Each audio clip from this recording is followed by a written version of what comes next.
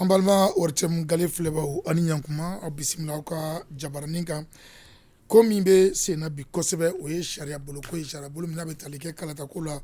an ka jamana in kɔnɔ o sariya bolo yɛrɛ i n'a fɔ baara taabolo ka b'a kofɔ cogo min o tuma a taara gouvernement fɛ ka a jira wasadenw na u ka se ka fɛsɛfɛsɛli kɛ ka sira di sariya bolo in ma cogo min o baara kɛra sababu ye wasabilenw fana kɔnɔna la sariya baju ko ni sariya ta ko ni kiiri ko ani adamadenya jo sariya ko fo ka taa se jamana ko ɲɛnabɔ bulonw tɔgɔla kulu min bɛ wasabilenw kɔnɔna na olu ye wagati ta o kuma ka sariya bolo in ka fɛsɛfɛsɛ ka kungun n'a ɲɛ bɔ ɲɔgɔn na ka sɔrɔ ka sariya kɔkɔrɔdonni 92 bɔɲanko k'olu bɔ a kɔnɔ ka sɔrɔ ka sɛbɛn in ka sira d'a ma sabu a kɛra bolokɔrɔta ye fo maa 115 bɔɲanko olu kɔni jɛra wasabulon kɔnɔna na ka sira di sɛbɛn in ma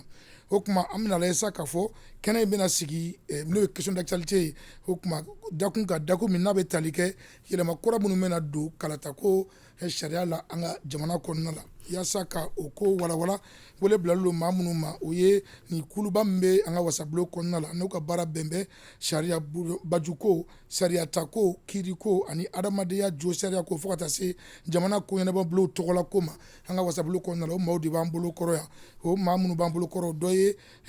maître n'o ye lafasalikɛla karamɔgɔ ye Saran Keita Jakite o kuma ale ye ɲɛmaa danga ye kuru in kɔnɔna na wasabulon kɔnɔ Saran an b'i fo i selila kɛnɛ kɔnɔ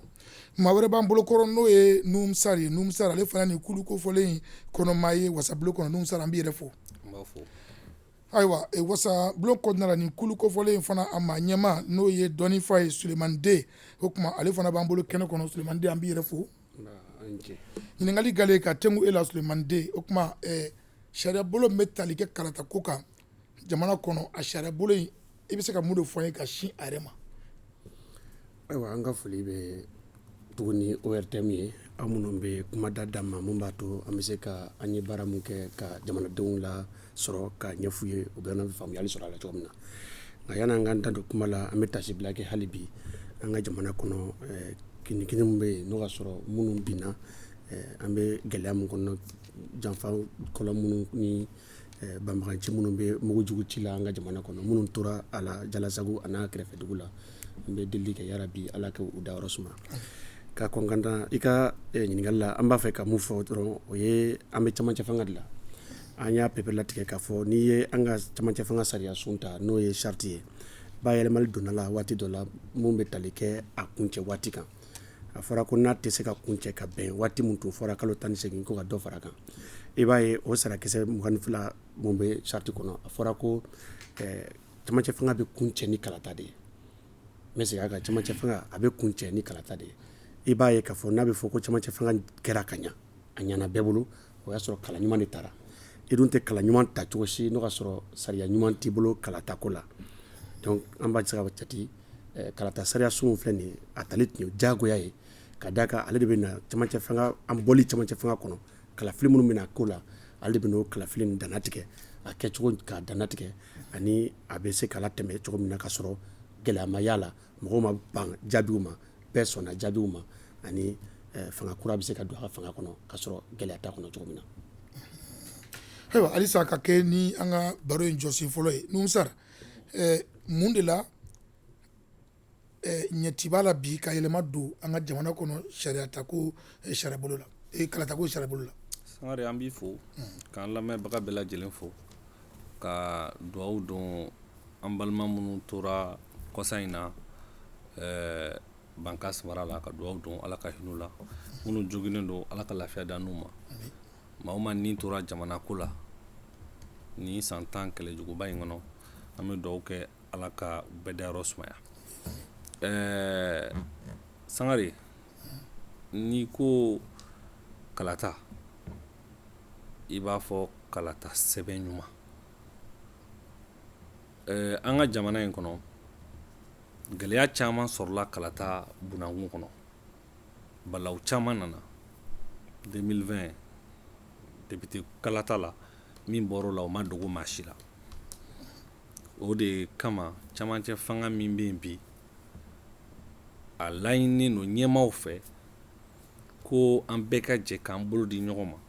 walasa kalata mun bɛna kɛ nin camancɛ fanga ye kuncɛ kalataw ye a ka kɛ hɛrɛ ni baden kɔnɔ mankan kana y'a la kiiri foyi kana y'a la bɛɛ ka sɔn a kalata jaabiw ma wa o tɛ se ka kɛ ni kalata sɛbɛn ɲuman ma bila sen kan o de kɔnɔna na gouvernement a y'a ɲini ko kalata sɛbɛn kura ka ta o y'a projet bila ka na CNT ka tabali kan décembre kalo tile 3 CNT ma makɔnɔli kɛ dɛ décembre kalo tile 6 CNT ka kulu min bɛ yen n'o ka baara ye sariya fɛsɛfɛsɛ ye n'o ɲɛmaa ye Solomani Den ani a ɲɛmaadanga ye maître Saran Keyita Jakite ye anw yɛrɛ y'a kɔnɔmaw ye an sigira an y'a lajɛ nka yanni an ka don a sariya in baara kɔnɔ an y'a ye k'a fɔ waati min kun don session kun bɛna datugu a tɔ tora tile 11 an bɛ session datugu yamaruya foyi tɛ bulonba bolo i ka baara kɛ ni i tɛ session na constitution y'a jira n'o ye sariya sunba ye ko session 2 de bɛ san kɔnɔ kalo 3 o sigiyɔrɔma 2 bon a ɲinina gouvernement fɛ ka session extraordinaire dayɛlɛ session extraordinaire dayɛlɛ la ni décret dɔ ye a tun b'a kɔnɔ k'an bɛ baara kɛ sariya sunba kan k'an bɛ baara kɛ kalata sɛbɛn kan nka su fɛ o nana yɛlɛma ka a fɔ an kun y'a ɲini aw fɛ aw ka baara kɛ kalata sɛbɛn kan nka waati n'a cogo a ye baara kɛ charte dɔrɔn kan donc session extraordinaire nana datugu a ye tile 5 de kɛ tile 6 o nana datugu an ko ni an sera session d'avril kɔnɔ n'o ye avril kalo tɛmɛnen ye an nana baara daminɛ a kan ka jateminɛw kɛ ka fɛsɛfɛsɛliw kɛ a baara tɛ taa masala kɔ a baara tɛ taa ɲɔgɔn faamuya kɔ a baara tɛ taa ɲininkaliw kɔ o hokumu de kɔnɔ commission ye sɛbɛn bila ka taa Mali politique tɔn bɛɛ ma Mali société civile bɛɛ ma seko ni dɔnko tigiw kibaruya silaw n'an b'a fɔ o ma ko journalistes Mali diinɛ ɲɛmɔgɔw laadalatigiw u ka na basa kalata bɛɛ kungo don kalata maa kelen kungo tɛ maa kelen tɛ se ka kalata sɛbɛn dilan k'a bɛn i kelen da ma k'a bɛn i kelen ka taabolo ma k'a bɛlɛ i kelen ka miirina ma o de kɔnɔna la u bɛɛ nana u masalala basa n'aw ma kalata sɛbɛn labɛn bɛn kɔnɔ n'a ma dilan bɛn kɔnɔ maaw ma sɔn kalata min y'a kɛ ni maaw ma sɔn o sɛbɛn ma a ka ca ala fɛ o kalata bɛ kɛ mankan kɔnɔ ala ka an kisi a ma o de kɔnɔna la ni lamɛnlibaw kɛra maa 200 ni kɔ o de lamɛnra commission fɛ n'o ye an ka jɛkulu ye bon bɛɛ y'u hakilina fɔ bɛɛ hakilina ma ta ba la nka commission y'a ye k'a fɔ hakɛ dɔ bɛ commission bolo n'o ye bulonba commission ye hakɛ dɔ b'an bolo n'o ye de an ka yɛlɛma don dɔw la ka taa maaw hakilina fɛ basa n'i ko kalata i ko bɛn n'i ko kalata i ko kɛlɛya n'o t'a kɔnɔ dɔrɔn a bɛ kɛ fɛn wɛrɛ ye o bɛ na ni fitinɛ ye anw tɛ fitinɛ ɲini an ka jamana kɔnɔ an bɛ dugawu kɛ halisa ala ka basigi sabati jamana kɔnɔ. Ayiwa o faamuyara ninnu sara an bɛ segin ka na o yɔrɔ fana fɛsɛfɛsɛ maître Saran a y'a fɔ cogo min yala aw ka baara in kɔnɔna la hami dɔ ye jamana bɛ gɛlɛya min kɔnɔ n'an bɛ baara minnu bɛ kɛ yala n'i ko wasabolo i b'a fɔ maliyɛn bɛɛ de lasigidenw bɛ yen nka maa wɛrɛw fana bɛ jamana kɔnɔ minnu da bɛ se ka don kalata ko la yala maa o maa da kan ka don nin ko la k'a ɲininka o fɛsɛfɛsɛliw bɛɛ kɛra wa. Sangare ni ce an tɛ sɛgɛn foli la barisa foli de ye ko bɛɛ kuloma ye ni ye foli kɛ k'i fo ka ORTM fo aw bɛ baara min na ka malidenw kunnafoni aw ni ce aw ni baraji la bɛ tila n bɛ tasi bila kɛ an ka finitigi minnu tanyana ani civil minnu tanyana depuis 2012 an bɛ nin jahadi in kɔnɔna la an bɛ ala deli ala ka jisuma k'a fura ye an bɛ ala deli ala ka ɲama ka Mali bɔ nin situation in na an sigilen bɛ yan bi an sigilen bɛ yan Mali ko de kama Nunsara y'a fɔ a ka kuma kɔnɔna la président y'a fɔ a ka kuma kɔnɔna la projet in nalen na min kɛ projet in taara CNT la a ma mɛn président ka yɔrɔ la président y'a bila ka na commission dɔ la o y'anw ka commission ye anw de bɛ baara k'a kan k'a fɛsɛfɛsɛ nalen na min kɛ ani session dɔ datuguli bɛnna a ma se ka baara kɛ donc session wɛrɛ dayɛlɛ session extraordinaire dayɛlɛ la an ma se k'a ta o kɔnɔ na mais ordinaire dayɛlɛ la dɔrɔn an y'an k'a baara kan an kɛlen k'an k'a baara kan ni loi nana anw bara mɔgɔ kelen tɛ kuma loi a décider an b'an sigi loi filɛ sisan nɔ an bɛna mɔgɔ minnu wele ka n'u ɲininka an bɛ mun question poser u kun question jumɛn ka ɲi min bɛ taa an ka laɲini sira fɛ an b'o question dilan n'an y'a dilan mɔgɔ o mɔgɔ kan ka wele politique mɔgɔ la société civile la institution la personne ressource la an bɛ ci bila u bɛɛ ma musokulu la an bɛ ci bila u bɛɛ ma k'u kana an ka kuma u ka n'u hakilina yira an na nin kan parce que n'i bɛna loi ta loi tali ma nɔgɔn mɔgɔ loi tɛ dilan mɔgɔ kelen loi bɛ dilan bɛɛ de ye n'i bɛ o façon baara kɛ i bɛ bɛɛ wele bɛɛ b'i da don a kuma la ni bɛɛ y'i da don a kuma la i bɛ bɛɛ hakilina sɔrɔ ne ye bɛɛ hakilina sɔrɔ e min bɛ ka baara kɛ a bɛ baara nɔgɔya e ma mais ni e ma bɛɛ wele baara bɛ gɛlɛya i ma ni e kelen y'i sigi ka baara min k'i ka bureau kɔnɔ o tɛ se ka kɛ baara min bɛ taa maliyɛn bɛɛ ka kuntilenna la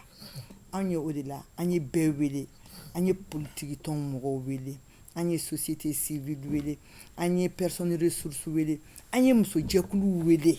u bɛɛ nana u y'u hakilina d'an ma an y'u ɲininka fɛn minnu na donc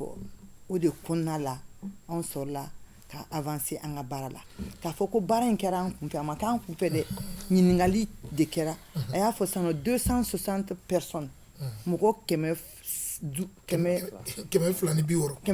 wɔɔrɔ anw y'olu de lamɛn an ye lamɛnni daminɛ le 25 mai avril sugalo kɔnɔna la fo ka taa se le 16 juin na o y'a sɔrɔ sɔgɔmada fɛ anw ye baara kɛ yanni an ka taa plénière la ayiwa o lamɛnniw bɛɛ nana laban min na o de an y'o bɛɛ lajɛlen o ye juma tɛmɛlen n'o kɛra laseliba ye min kɛra senfɛ sa aw ye fɛn min ye baara kelen jira ni wasadenw sɔrɔla ka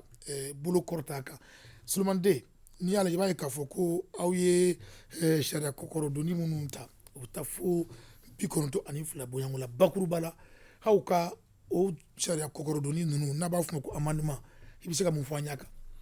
ayiwa ka fara fɔlen kan nusar ni maître saran ka kuma na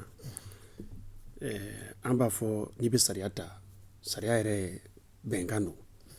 nka bɛnkan mun don a sariya tali fo mɔgɔw k'a faamu k'a fɔ ko tacogo fila bɛ sariya la walima a bɛ bɔ wasadenw yɔrɔ la an b'a fɔ ma proposition de loi walima a bɛ bɔ gouvernement ka yɔrɔ la a bɛ fɔ ko projet de loi nka n'a bɛ bɔ gouvernement ka yɔrɔ la a bɛ tɛmɛ sira caman fɛ min b'a to a bɛ se anw bara donc a selen an fɛ yen an ye a ye majɛ caman tun bɛ sariya kisɛ in kɔnɔ a majɛ caman in na an b'a ye sariya yɛrɛ kisɛ dɔw tɛ ɲɔgɔn tun kunbɛn misali la sariya kisɛ nana d'an ma don min na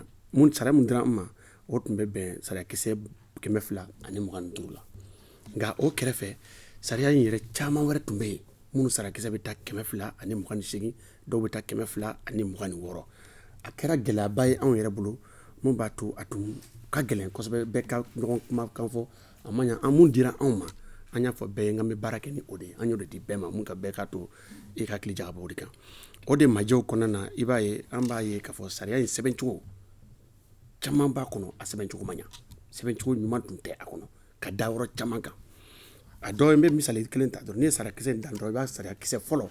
i b'a ye u b'a fɔ ko membre de l'Assemblée nationale an y'a fɔ a tɛ fɔ membre de l'Assemblée nationale il faut des députés de l'Assemblée nationale kumakan o kumakan jɛngɛnen don sariya kisɛ in kɔnɔ an y'o kumakan bɛɛ de latilen o de b'a to amendement bɛ caya filanan i bɛ taa sɔrɔ sɛbɛnni cogoya la an b'a fɔ min ma ko pankɛra dɔ sɛbɛn kumakan dɔ kunna donc n'an b'a fɔ yɛrɛma dɔ point dɔ b'a jɛ virgule dɔ b'a jɛ fɛn caman bɛ majɛw b'a la an b'o fɔ nka kan sɔsɔliba minnu b'a kɔnɔ an y'a ye k'a fɔ n'i ye sariya kisɛ in yɛrɛ tun dayɛlɛ i b'a ye k'a fɔ a tun fɔra ko kulu dɔ bɛ sigi kulu min bɛ minnu kan ka ta ko bɛɛ ɲɛnabɔ an ka jamana kɔnɔ n'a bɛ fɔ o ma ko organe unique ko o bɛ na o kulu sigi o sigi cogo la kumakan b'a kɔnɔ bɛnkɛ kuma sɔrɔ kuma min na maa nana an ka kuma lamɛn a si tun ma jɛn ni o kulu in sigili ye sigi kan donc mais gɛlɛya min yɛrɛ b'a kɔnɔ i b'a ye majɛw tun b'a la n'i ye sariya kisɛ 7 ta o tun b'a fɔ ko kulu min bɛna sigi n'a bɛna kalafili ko ɲɛnabɔ o kulu in bɛ sigi o bɛ sanji 7 de kɛ baara la nka a banna segin tɛ kɛ o ka mandat kan mandat unique don nka article 7 bɛ fɔ i b'a ye article 9 na dɔrɔn u b'a fɔ ko yanni o mandat in ka ban k'a kɔni tile 60 u bɛ se k'u ka mandat renouveler sariya kisɛ 223 in fana o b'a fɔ ko ɲɛmɔgɔ de ye sanji 7 ye financiers ni informaticiens minnu b'a kɔnɔ olu ye sanji 6 ye tɔw ye sanji 5 ye i ye majɛ minnu b'a kɔnɔ filɛ nin ye i tɛ se k'a fɔ ko maaw bɛ ta ko mandat unique ye san 7 ka tila k'a fɔ ko o mandat bɛ renouveler ka tila k'a fɔ ko mandat tɛ kelen ye article 8 yɛrɛ la dɔrɔn i b'a ye k'a fɔ u b'a fɔ rapporteur b'a la mais rapport majɛ bɛ yen rapporteur adjoint tun t'a la fɛn caman b'a kɔnɔ règlement intérieur n'an y'o mun fɔ o y'a sɛbɛn ko règlement intérieur bɛ sariya kisɛ la mais au lieu k'a fɔ ko règlement intérieur ye EG ka règlement intérieur ye o ko un règlement intérieur détermine l'organisation et le fonctionnement du secrétariat général donc o tun ye article 5 yɛrɛ ye an ko o bɛɛ ye gɛlɛya ye depuis article 3 la gɛlɛya wɛrɛw tun bɛ yen minnu b'a fɔ ko sariya kisɛ in ka ta nka kulu bɛna kala fili o kulu ka sigi ni sariya wɛrɛ sɔsɔli ye n'o y'a fɔ ko dérogation ka o da kɛrɛfɛ u ye article mun visé o sariya kisɛ dérogation na article 3 la o de tun ye sariya kisɛ 47 ye an y'a jira k'a fɔ ko o filila 47 tun tɛ sariya kisɛ 48 ani 49 de tun don donc majɛ wɛrɛ b'a la n'u y'a ye k'a fɔ ko ni gɛlɛya ye a baarakɛla sɔrɔ n'a fɔra ko k'a bolo bɔ baara la yamaruya foyi tun t'a bolo n'a bɛ se ka taa a fɔ k'a b'a yɛrɛ magɔn kuma kɛ an b'a fɔ ma ko droit de la défense o tun t'u bolo a fɔra fana ko ni minnu bɛ kala fili i b'a ye k'a fɔ ko n'u bɛ taa u bɛ wari min sara musaka min sara ka don kalafili la n'a bɛ fɔ ko participation non remboursable o tun bɛ di receveur de ma trésor public la sarakisɛ de don o b'a jira k'a fɔ ko ni don min na i taara i ka wari san ni receveur tɛ yen e tɛ se ka wari di mɔgɔ si ma bilen a b'a kɔnɔ tuguni k'a fɔ u b'a fɔ ko coalition des partis politiques article 162 an y'a fɔ ko coalition des partis politiques tɛ mali sariya sɛbɛn si kɔnɔ groupement des partis politiques de bɛ yen mais coalition tɔgɔ tɛ mali parti politique kɔnɔ donc a bɛ fɔ ko u bɛ opposition ko kuma fɔ o ni niyɔrɔ ko kuma fɔ ani majorité niyɔrɔ kuma fɔ an y'a yira bɛɛ y'a yira k'a fɔ ko n'an bɛ camancɛ fanga kɔnɔ an b'a fɛ ka bɔ ka sigi normal la i tɛ se ka opposition tɛ yen majorité tɛ yen kalata sɛbɛn min bɛ na ta o ye kalata sɛbɛn min b'a n'an bɔ camancɛ fanga de kɔnɔ donc ni majorité ye opposition tɛ yen a kuma ka gɛlɛn kosɛbɛ donc o n'a ɲɔgɔnna caman de tun bɛ kuma ninnu kɔnɔ ni majɛ tun b'a yɔrɔ caman na ni gouvernement yɛrɛ ka sariyaw bɛ yen misali wɛrɛ bɛ yen n b'o d'i ma ni gouvernement sigira u bɛ décret dɔ ta décret min bɛ baara tila minisirisow ni ɲɔgɔn cɛ baara tila minisirisow ni ɲɔgɔn cɛ i b'a ye n'i y'o décret in ta n'o ye décret 2021 0474 ye 26 juillet 2021 o sarakisɛ 5nan a b'a perepere a tɔmi 3nan kɔnɔ k'a fɔ ko ministère de l'administration territoriale ale ka baara ye ka kalata labɛnni ɲɛnabɔ a b'a fɔ min ma ko chargé des opérations électorales et référendaires an ka kuma tɛ dɛ premier ministre ka décret talen don ani président mun bɛ baara tila ministre ni ɲɔgɔn cɛ donc i b'a ye o de kɔnɔna na u y'a fɔ fana ko maliden minnu sigilen bɛ kɔfɛ olu sen ka ye kalafili la donc n'olu sen kan ka ye kalafili la majɛ minnu tun b'a jɛ an y'a ye an ka sariya sunba b'a fɔ ko u bɛ conseil économique social et culturel la sarakisɛ 110 a b'a fɔ tuguni k'u bɛ haut conseil des collectivités la sarakisɛ 102 mais comme olu ye institution de wasabulon dun fana ye institution de n'i ko k'u kana institution kɔnɔ an y'a ye k'a fɔ an bɛnna kuma ɲɔgɔnya la fo sariya sunba de fana ka a waleya ka yamaruya o kana donc o kumakan n'a ɲɔgɔnna caman de bɛ yen majɛ caman bɛ yen da tɛ se ka maga bɛɛ la mais mun bɛ yira k'a fɔ ko gouvernement yɛrɛ y'a komi yɛrɛ ka thème y'a fɔ ko les innovations de la loi électorale innovation ba in de tun ye ka EJ ka sigi maliden bɛɛ de tun ka kun n'a ye nka innovation wɛrɛw bɛ yen n'o tun naɲinina n'o ye ko ka vote kɛ ni mansin ye an y'a yira jamana in bɛ gɛlɛya min kɔnɔ bi téléphone tɛ yɔrɔ bɛɛ banbaganciw yɛrɛ bɛ mun na bi terrain kan n'u bɛ téléphone sow jɛni téléphone tɛ yen courant tɛ yen maliden ka kalan ko bɛɛ ma don ka kalan kɛ n'a fɔra su kɔni dugusɛjɛ ko mɔgɔ ka taa kala fili ni machine à voter ye gɛlɛya b'a la donc ko fɛn ɲuman don mais a fɔra an k'an jɔ fɔlɔ yanni basi ka na jamana ka don o fɛn kɔnɔ a fɔra ko ka kala fili ni bulletin unique ye bulletin unique nin a yɛrɛla bɛɛ la statistique de don kalata mun kɛra 2018 ni ala ka hinɛ Ibrahim Boubacar Keïta la n'ale kɛra ɲɛmɔgɔ ye bulletin unique nana 4e position de la Soumala Cissé ala ka hinɛ la o kɛra 2nan ye Aliou Badara Diallo kɛra 3nan ye mais bulletin unique de kɛra 4nan ye mais comme bulletin unique tɛ ta bala a bɛ fɔ ko Pulo kɛra 4nan ye donc 200 000 bulletins nuls mɔgɔ y'a jira k'a fɔ k'a cɛ man ɲi et puis sariya kisɛ tun b'a fɔ ko choix tɛ yen dɛ kala bɛ fili ni bulletin unique dɔrɔn de donc an y'a fɔ ko u k'a lajɛ kala ka fili a fɔra ko ka proportionnel kɛ proportionnel fɛn ɲuman don wasa mairie kɔnɔ tali bɛ kɛ ni o de ye nka n'i ko i bɛ kala ta ni proportionnel ye u b'a fɔ ko proportionnel ye mun ye proportionnel ye mun ye n'a bɛ kala ta kala hakɛ dɔ de bɛ jate n'i m'o sɔrɔ i nin tɛ ye tilali yɔrɔ la donc wasabulon mɔgɔw bɛ tila ni ɲɔgɔn cɛ n'o ka sɔrɔ i y'o hakɛ de sɔrɔ n bɛ misali ta dɔrɔn n'a fɔra sa k'an ka taa kala ta kati député ye député 7 ye donc a bɛ fɔ ko maa o maa bɛ taa kala fɛ yen n'i ye maa 10,000 sɔrɔ député 1 bɛ d'i ma donc jate bɛ kɛ n'o de ye o yɔrɔ la an y'a ye komi an ba bɛ yan muso kuluw nanen an fɛ yen loi 052 kɔnɔna na n'i k'i b'o kɛ komi jɔyɔrɔba tɛ di musow ma politique tɔn sira kan o politique tɔn de dɛ musow tɛ jɔyɔrɔba sɔrɔ lisiw kan n'i taara proportionnel la musow tɛna se k'u yɛrɛ ye bilen wasabulon kɔnɔ or o article 052 o bɛ kɛ majɛ dɔ ye parce que a article o 052 sarakisɛ 2nan o tun ye acquis dɔ di musow ma min b'a to o bɛ se ka caya o fɛn kɔnɔ donc o kɔfɛ an y'a ye proportionnel ka ɲi mais n'o ka sɔrɔ gun mun kan député 1 de bɛ taa i bɛ proportionnel kɛ cogo di an ye misali ta kankaba kan député 1 i bɛ proportionnel kɛ cogo di kankaba an ye misali ta commune 3 kan député 1 i bɛ proportionnel kɛ cogo di donc olu kɛra gɛlɛya majɛ minnu b'a la région yɛrɛ fana na a yirara k'a fɔ ko n'i y'o kɛ i b'a to wasaden bɛ na cɛ janya kosɛbɛ wasabulon denw na donc o n'a ɲɔgɔnna caman fo ka na se parrainage citoyen ma komi i yɛrɛ ko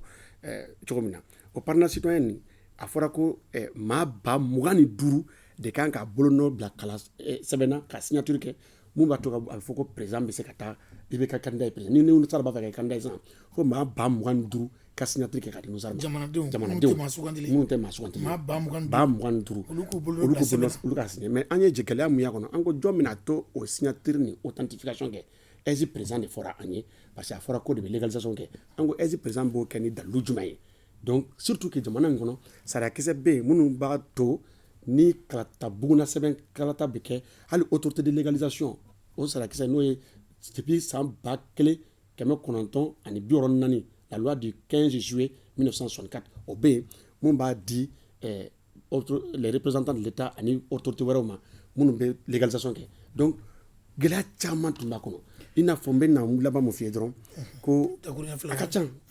y'o de fɔ an bɛ se ka sigi ka kuma kalata sɛbɛn in mun nana bara k'a daminɛ article fɔlɔ la fo ka taa bila article laban na gɛlɛya tun b'a bɛɛ kɔnɔ nka bakuruba a bɛ fɔ par exemple n bɛ misali d'i ma u b'a fɔ ko ɛsi président k'ale de b'a commune conseil hakɛ fɔ k'ale de bɛ cercle conseil hakɛ fɔ k'a sɔrɔ sɛbɛn bɛ jamana in kɔnɔ n'an b'a fɔ les lois de la décentralisation par exemple i b'a ye k'a fɔ o loi 002-051 du 2 octobre 2017 o sarakisɛ 6nan de b'a jira ko ministre de l'administration territoriale de bɛ se ka perepilatigɛ par arrêté ka conseiller déterminer cercle kɔnɔ commune kɔnɔ région kɔnɔ fo district kɔnɔ donc o majɛ ninnu de la tilenna anw fɛ o de y'a to amendement cayara ka se amendement 92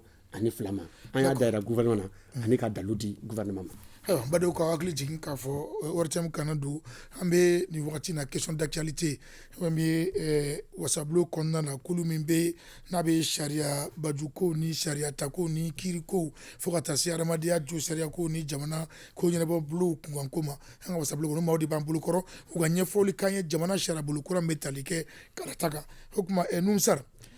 jɛkulu min kan ka sigi kalata labɛnni kama o kelen kunkanko la n'i y'a ye k'a fɔ yɛlɛma dɔw fana bɛ tali kɛ i n'a fɔ o kɔnɔmɔgɔw hakɛ n'u sugandi cogo la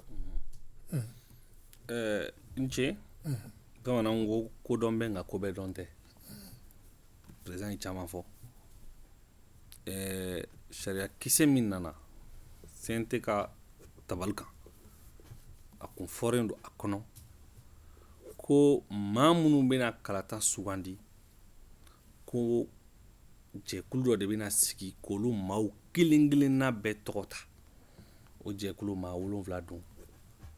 ko maa 4 maa 7 in camancɛ la premier ministre ale kelen bɛ maa 4 ta o maa 7 la an ko o to la mun kɛra ale kelen ye jamanaden ye wa an ka ɲɛfɔli kɛ jamanaden b'u ye u yɛrɛ ye kulu minnu kɔnɔ olu bɛ min président bɛ min société civile o bɛ min politiki tɔnw parce que n'i ko kalafili bɛɛ jɛ don dɛ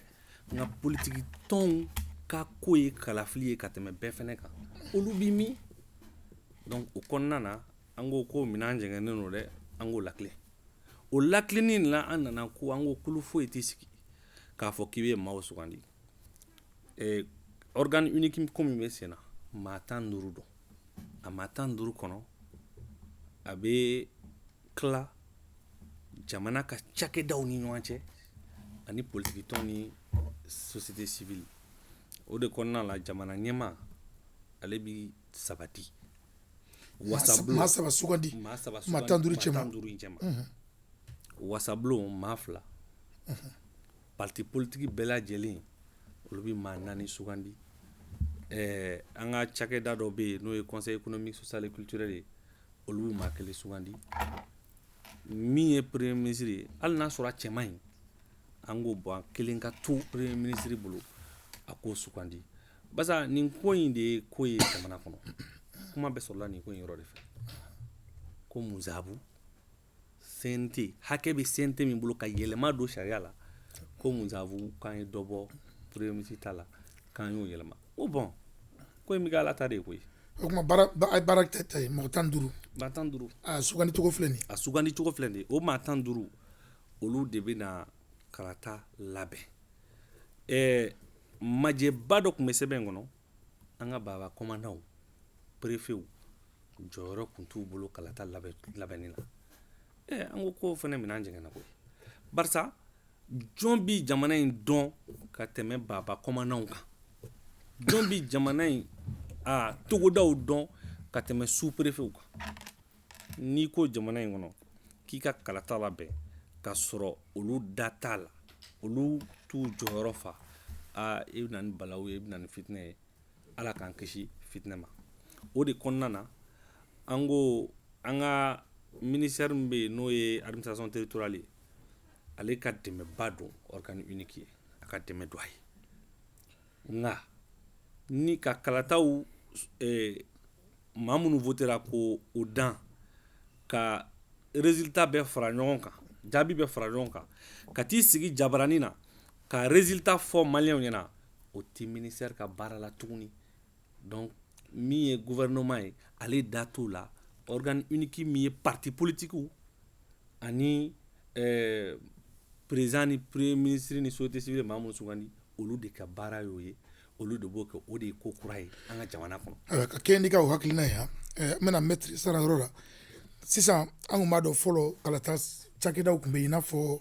an tun bɛ seni délégation générale aux élections ka se ministère de l'administration ma nin bɛɛ kɔfɛ an y'a ye olu ka baaraw caman nana fara ɲɔgɔn kan a bɛna di nin kulu in ma kɛrɛnkɛrɛnnen na ministère de l'administration an bɛ don min na ko bi jɔyɔrɔ jumɛn bɛna k'ale la kalata labɛnni na an ka jamana kɔnɔ. Sangare ni ce tuguni question na n bɛ fɛ ka segin kɔ dɔɔni pour que mɔgɔw ka faamuyali kɛ kosɛbɛ mɔgɔ min tun bɛ na texte min sera anw ma fɔlɔ texte min sera anw ma ni texte min tun bɛ circuler la o tun tɛ kelen il y avait au moins 3 textes qui circulaient parce que dɔw ma na an bara n'an kun kumana olu fɛ olu b'u yɛrɛ ɲininka est ce que papier kelen b'an bolo nin papier de dira anw ma papier kelen b'an bolo an y'o gɛlɛya sɔrɔ ka tila n'u sariya fɔ ye min fɔ o ye texte anw ka yɛlɛmali don ka taa n'a ye o sira de fɛ n'o tɛ u nana ni papier ko mɔgɔ 7 commission min bɛ mɔgɔw suganti o ye mɔgɔ 7 ye o mɔgɔ 7 la premier ministre o bɛ mɔgɔ 4 suganti mɔgɔ 3 assemblée président bɛ o choisi et o bɛ mɔgɔ 9 ninnu choisi mɔgɔ 9 nin de baara fɛn o fɛn min filɛ de k'a fɔ tan mɔgɔ 9 in olu de tun bɛna kɛ au niveau national k'o kɛ olu bɛ sɔrɔ ka démembrement bila ka taga Mali fan 14 bɛɛ la donc o tun bɛ kɛ baara kura ye baara kura a bɛna ni nafolo bɔ kura de ye an ma barisa ni EJ kun sigira a fɔra cogoya min na a wari bɔta tun bɛ caya fo ka dama tɛmɛ o y'o ye EJ a nana a bɛ bila i b'a dɔn fɔlɔ la élection tun bɛ kɛ CENI bɛ yen administration territoriale bɛ yen nɔ DG bɛ yen a fɔra ko k'a bɛɛ ta k'a di organe kelen ma mɔgɔ ma problème dɔ la mɔgɔ si ma problème dɔ la bɛɛ bɛ fɛ a ka kɛ ten parce que an bɛ fɛ fɛnw kana tila a ka to fan kelen fɛ ni fɛn bɛɛ dalajɛra ka bila fan kelen fɛ faamuyali bɛ na ɲɔgɔn faamuya bɛ na et puis yeli bɛ kɛ kosɛbɛ mais an nana ye k'a fɔ eji nana toga mina o kun tɛ baara ɲuman ye donc an ye eji nettoyer k'a fɔ an bɛ eji bɛ to yen nɔ parce que bɛɛ ka laɲini ye politique mɔgɔ bɛɛ ka laɲini ye mais eji kelen tɛ se k'a ka baara kɛ ka administration territoriale to depuis ala ye mali kɛ mali ye administration territoriale de bɛ dɛmɛli kɛ élection organisée la préfet sous préfet baba kumandanw o y'a fɔ olu de bɛ mali tokunda dans les villages les plus reculés du Mali. Ce sont ces gens qui sont là. Préfet Nito. Donc, ni olu tieno ka barake. Avec tout gars mais. Ou ka barabina ke muisisa. Olu ka barabina ke ou be organe unique de ou ka barala. Ka deme chodi. Ka deme parce que ni nana ni matériel électoral istano. Abe bla do law. Do de ba kumbo, do de ba sigu. Ka kla ko boala. Et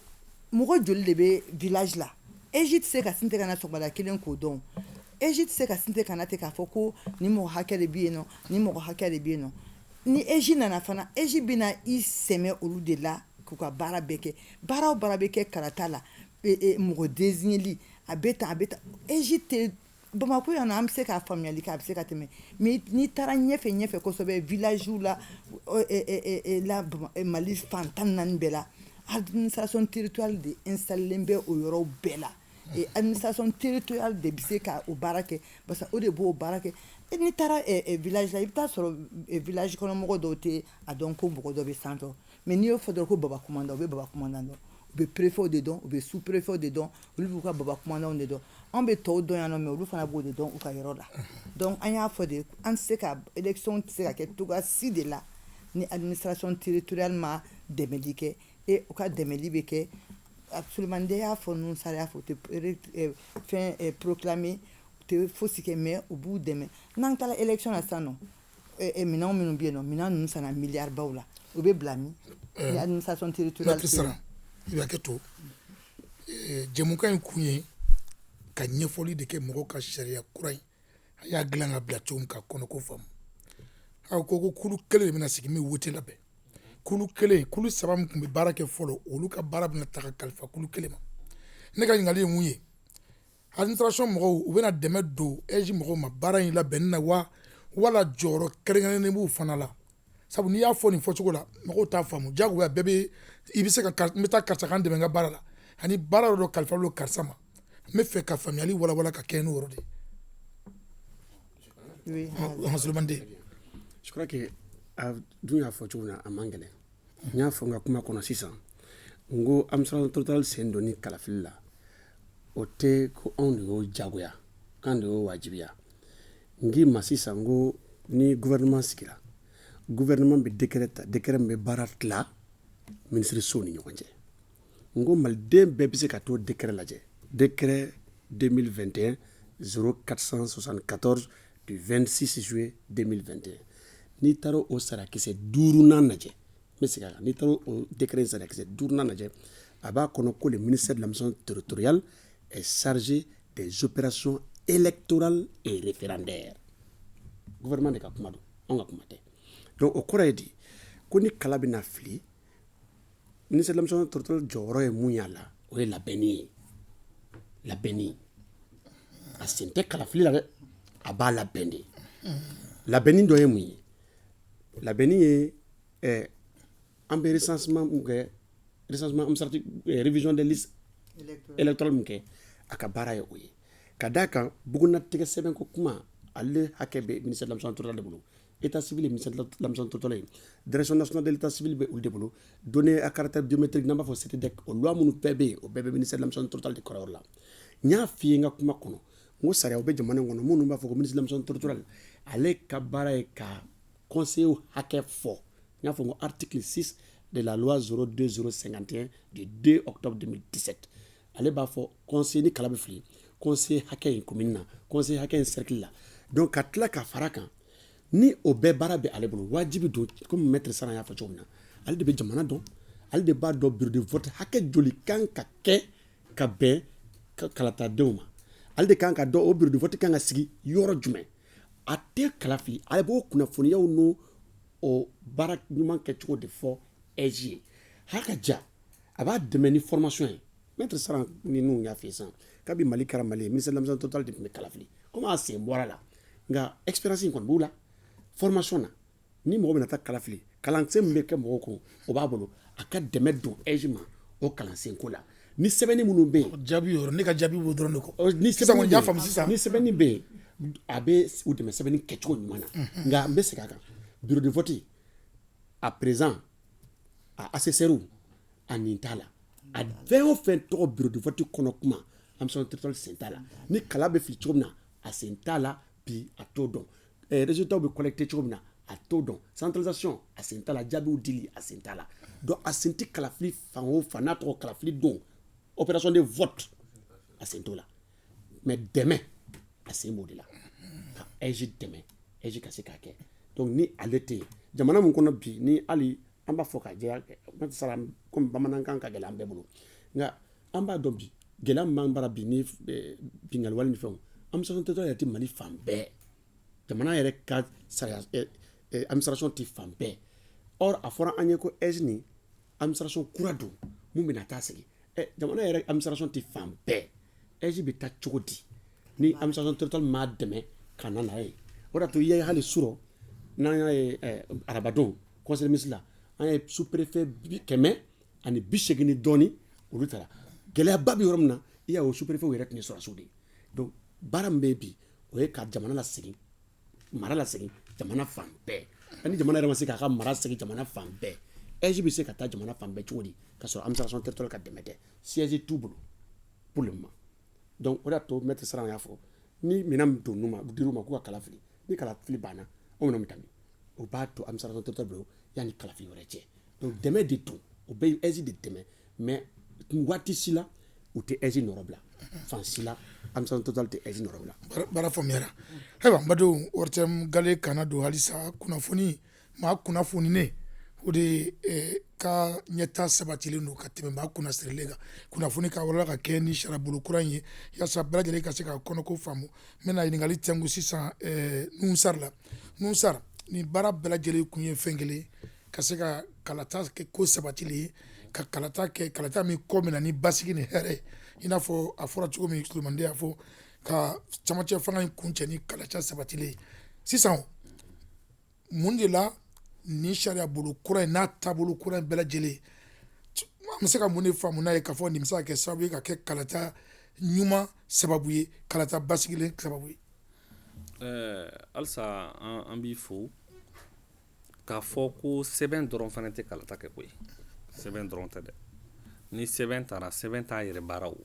maaninfinw de bɛ sɛbɛn baara fo ko maaninfinw ka kɛ kilennen maa kilennenw ye wa kɛ maa minnu ni sɛbɛn batow ka taabolo ye barisa jamana in an bɛ Mali kura ko min na Mali kura in tɛ dɔwɛrɛ ye sariya bato kɔ koyi ni jamana ye sariya min ta fo que u ka lawaleya u ka bato o de kama yɛlɛma caman yɛrɛ wasabulon ye yɛlɛma caman don sɛbɛn fura min nana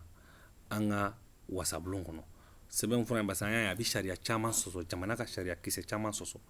an k'o fo ka lakile barisa jamana in Mali kura ko in sariya bato de don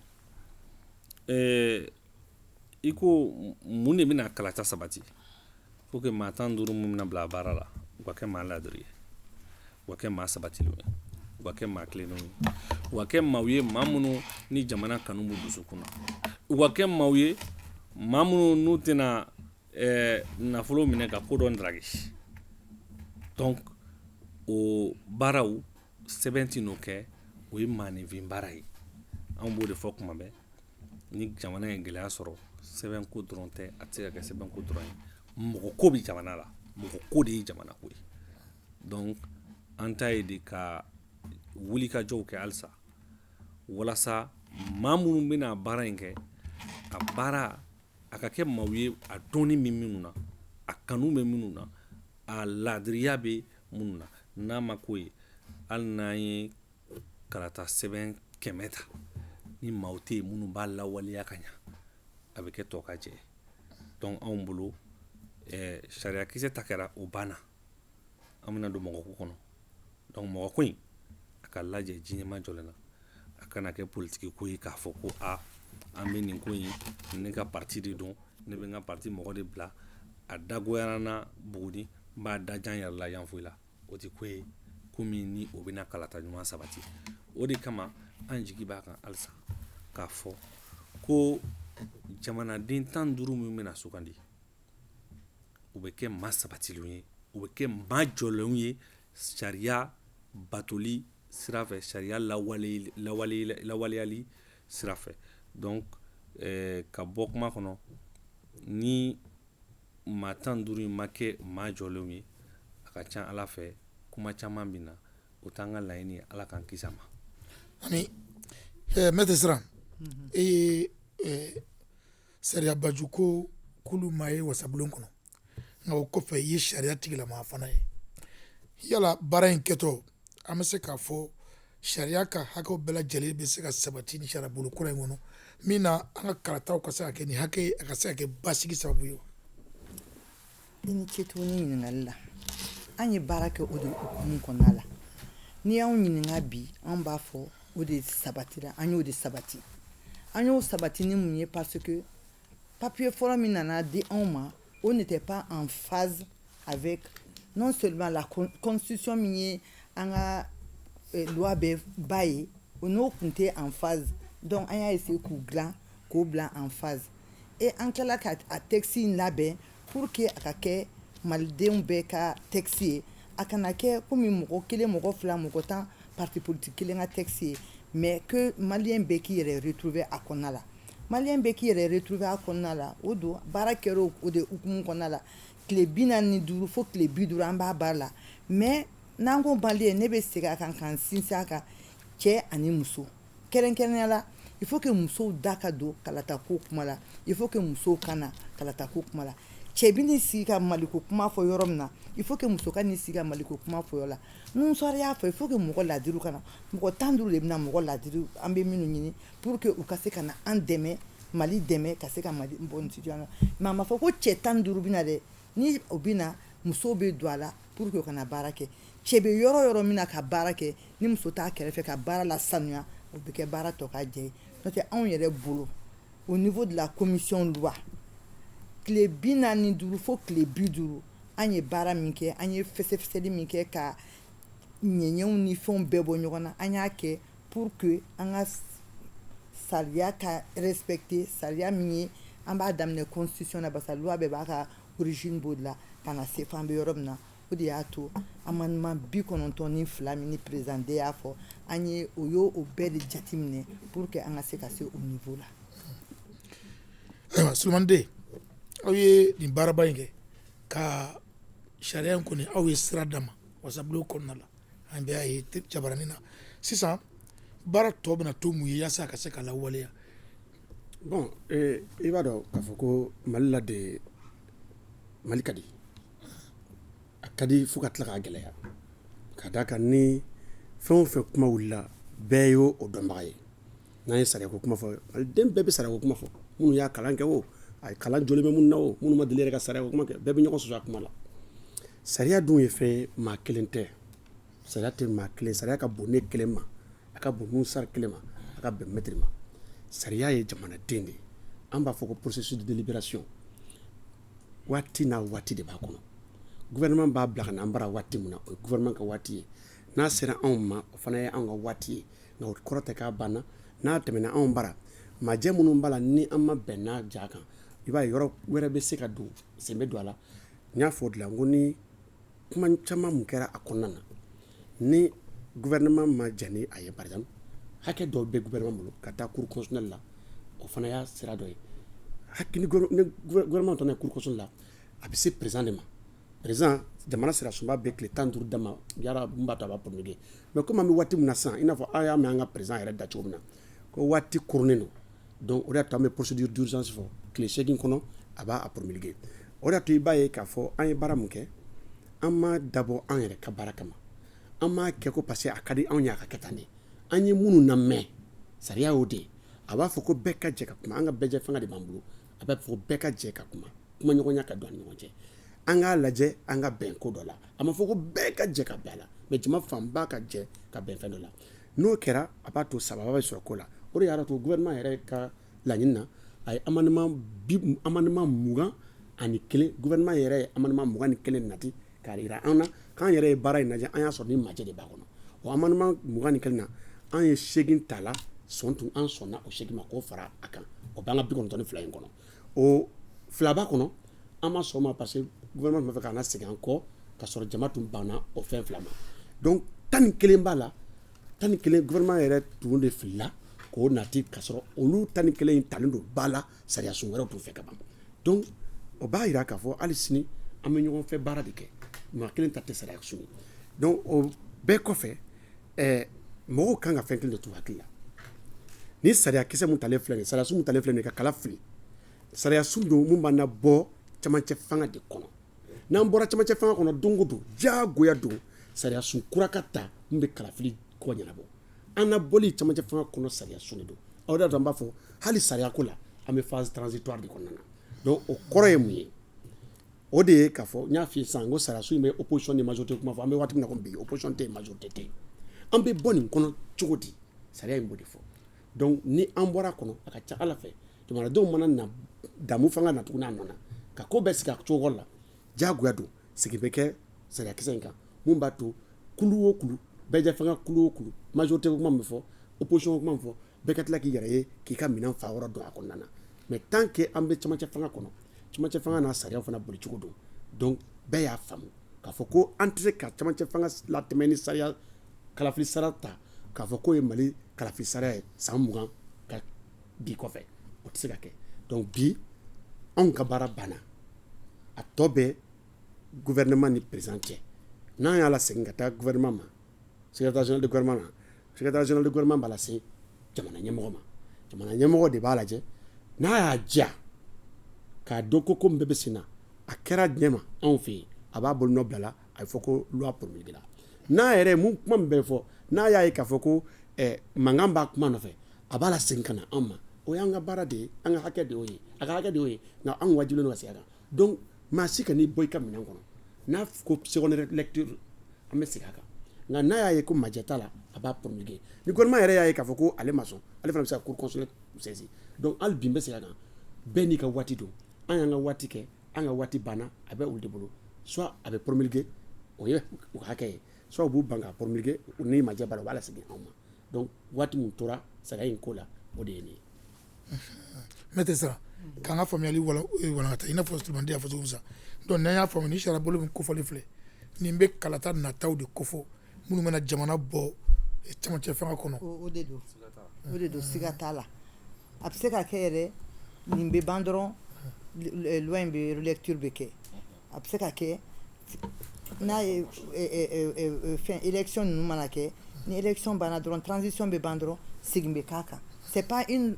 an ma na ta k'a bila définitivement o tɛ parce que a y'a fɔ président y'a fɔ opposition ko kuma t'a la majorité ko kuma t'a la o dun de ye an ka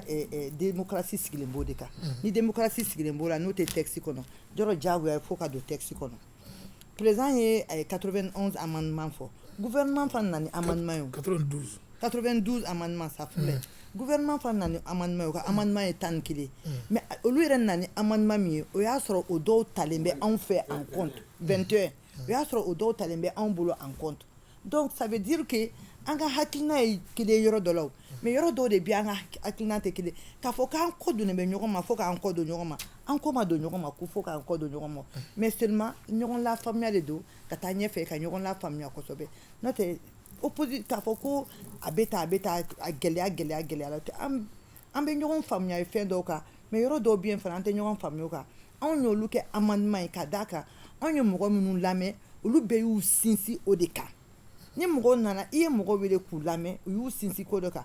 diyagoya bɛ i b'u ka kuma ta en compte olu bɛ se ka n'u ka kuma fɔ k'u ko dɔn ka taa cogoya di k'a fɔ k'o tɛ ta en compte bɛɛ b'a dɔn k'a fɔ o y'o cogoya la mɔgɔ kelen k'a fɔ mɔgɔ fila k'a fɔ mais ka mɔgɔ 260 personnes k'u lamɛn olu bɛɛ ka taa fan kelen sira kelen fɛ commission k'i jɛ ka taa fan kelen fɛ yɔrɔ o fana ye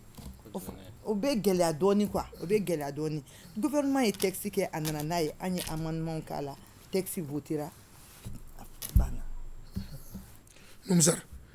an bɛ se ka dakuruɲɛ fila la an bɛ se ka mun de faamuya ni e ka hakilina ye mun ye nin bɛɛ kan yala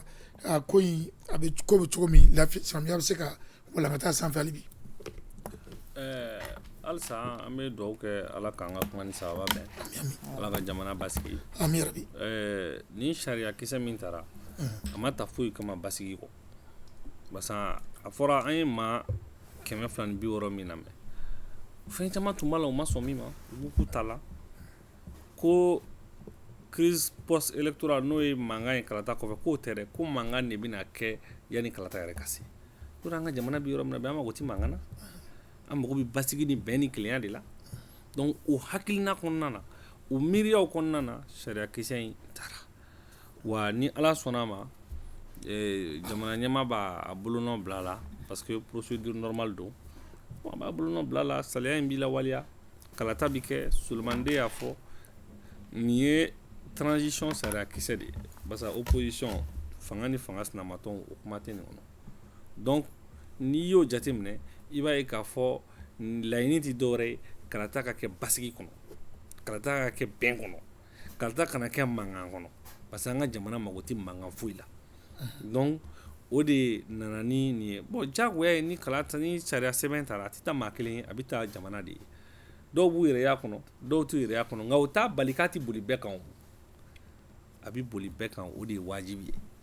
bon ɲɔgɔn sama dɔ jɛra ni fɛn dɔ ye a kɔnɔ dɔ ma jɛ n'o ye a kɔnɔ dɔ bolo fɛn dɔ b'a jɛ dɔ bolo fɛn dɔ b'a la o kan ka bɔ a la bon o de ye bɛɛ fanga ye o de ye jamu fanga ye o de ye bɛn ni kelenya fanga ye ko in bɛɛ tɛ se ka kɛ maa kelen hakilina ye a bɛ kɛ jamana hakilina de ye fɛn min ni wasabulon kɔnɔ ma wasaden minnu ni danaya dar'u kan o wasaden ninnu olu mana min ta a bɛ se ka kɛ u ye fili kɛ yɔrɔ dɔ la parce que fɛn tɛ diɲɛ kɔnɔ min tɛ fili nka an dalen don min na bi ni kalata sɛbɛn nin de ka ɲi jamana ma an bɛ don min na ko bi an b'a fɔ ni kalata kɛra ko an bɔra camancɛ fanga kɔnɔ ko yɛlɛma tɛ se ka don a la dɛ o ye réalité wɛrɛ ye parce que opposition bɛ bange o la majorité ko bɛ bange o la fɛn majoritaire bɛ na ko caman bɛ na yɛlɛma wɛrɛw bɛ se ka don a kɔnɔ mais min bɛ yen bi CNT an b'a président fo ka CNT membre bɛɛ fo a administration k'u bɛɛ fo nin sariya in tali sababu la o ye jamana kisi balaw ma an ye jamana kisi balaw ma an ye jamana kisi ɲɔgɔn sama-sama kalata ɲɔgɔn sama-sama ma k'u fo dante foli min na ka dugawu kɛ halisa ala k'an to ɲɔgɔn ye faso baara kɔnɔ ala k'an to ɲɔgɔn ye jamanadenw hakilina tali bala kɔnɔna na ka kɛ n'o hakilila ye komi waati korona ka ban yanni ka kuma bila dakuruɲɛ laban na i bɛ mun de fɔ malidenw ka kɛ n'aw ka nin baara kelen ye ka kɛ ni bɛn ni basigi n'a fɔ an mago b'a la cogo min k'a fɔ malidenw ɲɛna an ka ɲɔgɔn lamɛn an ka ɲɔgɔn faamu an k'a dɔn k'a fɔ ko jamana wɛrɛ t'an bolo ni jamana in kɔ n'a ganna taayɔrɔ t'an na so tɛ anw bolo Canada so t'an bolo Faransi nationalité wɛrɛ t'an bolo ni jamana in nationalité dɔrɔn de b'an bolo n'a ganna an bɛ to yan de donc o kɔnɔna na an kan k'an bolo di ɲɔgɔn ma jagoya walasa jamana in bɛ se ka basigi cogo min fitinɛ bi fan o fan fɛ k'a ɲini malidenw fɛ an k'an mabɔ la fitinɛ kuma bi maa o maa da k'a ɲini jamanadenw fɛ an k'an mabɔ la an k'o n'an hakili yira ɲɔgɔn na a bɛ se ka kɛ faamuya bɛ na ala ka faamuya nɔgɔya a tigi ye mais k'a fɔ ko CNT bilala yen baara min na a bi maa dɔ de ka ci la a bɛ ti ka jamanadenw sago kɛ o ye ziiri ye anw t'o kɔnɔ yɛlɛma min n'a kɛra CNT maaw bɛ CNT kɔnɔ u fanga bonyana yɛlɛma kɔnɔ kosɛbɛ an tɛ se k'an kɔ don o la u tɛ se k'o kɔ don o yɛlɛma wulikajɔ la o yɛlɛma wulikajɔ ma kɛ dɔwɛrɛ kama a kɛra Mali kura hakilina kama a kɛra ka kalata sanuman ta k'o di jamana ma a kɛra o hakilina kama n'i y'a ta élection crise post électorale législative n'i y'o mankan kun bɔ a yɛlɛma laɲini na a tɔ tun b'a dɛn donc halisa ka foli bila ORTM ma ka foli bila jamanadenw ma jamanaden minnu n'u sɔnna ka kɔngɔ muɲu ka minɔgɔ muɲu ni CEDEAO ka ɲangini jugu min b'an kan u sɔnna k'u jɔ jamana ye wa ni ala sɔnna ma Mali in bɛ hɛrɛ sɔrɔ mali kura ko min n'a bɛ senna ni ala sɔnna a ma a bɛ sabati. ko siga bɛ maa fila de la fatɔ wala naluma n'a tɛ siran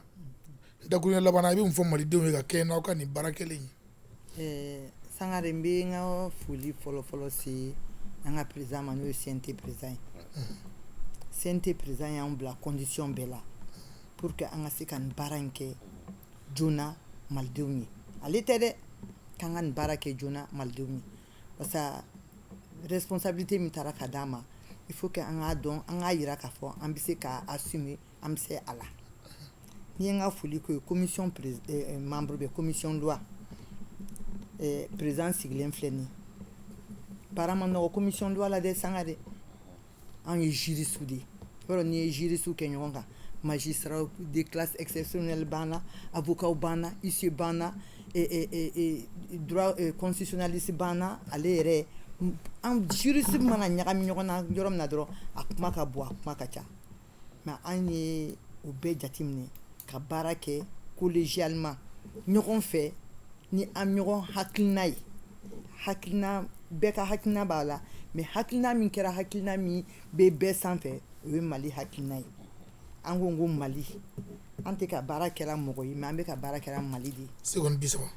N'u sari y'o de fɔ fɛn wɛrɛ tɛ anw bolo Mali dɔrɔn de b'anw bolo an bɛɛ jɛlen bɛ Mali la de. Mali tɛ mɔgɔ si ta ye ka tɛmɛ mɔgɔ si kan. Anw ma mɔgɔ ka intérêt lajɛ dɛ nin baara in kɔnɔna la an ye maliden bɛɛ de ka intérêt lajɛ parce que mɔgɔ ko tɛ anw ta ye Mali ko de ye. Mali ko de y'an bila baara la an bɛ Mali ko de fana kɛ k'a baara kɛ ala sago aw sago. ayiwa Madu an bɛ ko kɛla ka kɛ Mali ko ye sabu Mali mago bɛ a denw na bi kosɛbɛ. Sisan n bɛna se dɔɔni fɔ Sulemani den ma e ye kulu in yɛrɛ maa ɲɛmaa ye a ye nin baaraba in kɛ a ɲɛmaa tun bɛ e yɛrɛ bolo